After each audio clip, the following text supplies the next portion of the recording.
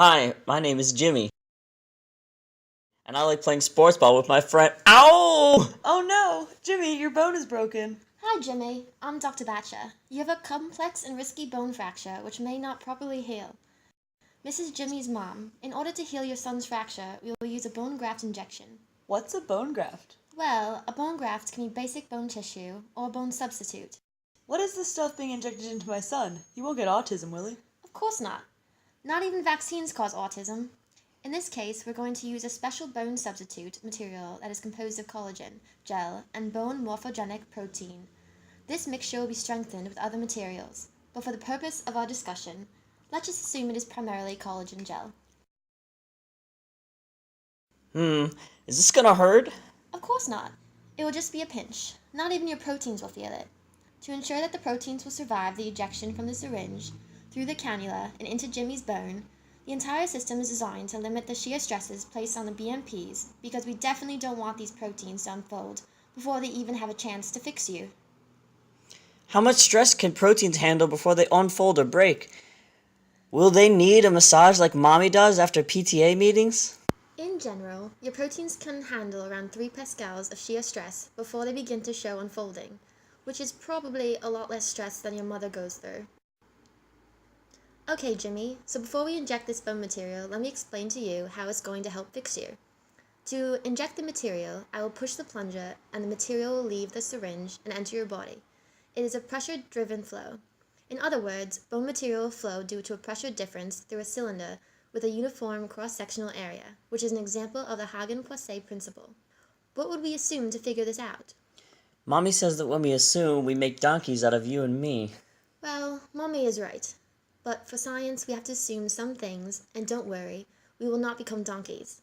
We can use the Hagen-Poiseuille principle and other governing equations because we assume a unidirectional flow in the z direction, which is basically down the injection barrel. Second, the flow is fully developed and therefore is not accelerating in the barrel after I push the plunger. Finally, we will assume that there is no effect from gravity. Oh, I took biofluid dynamics in college. If I recall, the equations governing Hagen-Poiseuille flow are directly derived from the Navier-Stokes equations and assume the following. First, the flow is steady.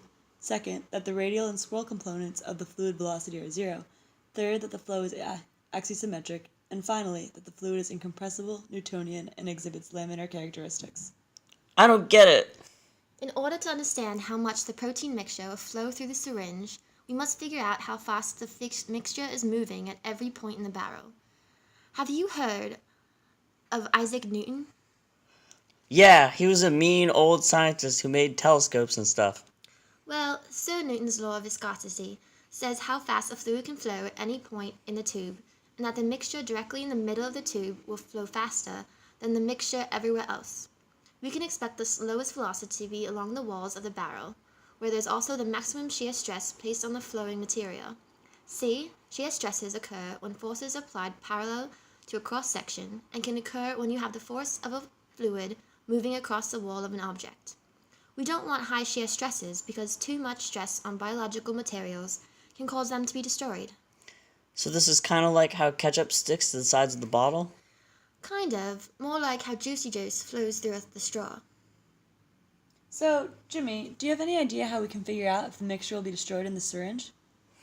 I bet it shouldn't flow too fast, and I bet the maximum shear stress shouldn't be greater than 3 pascals that cause proteins to unfold, or everything will burst. Good job, Jimmy! Basically, we can build a velocity profile at all radial points of the fluid flow.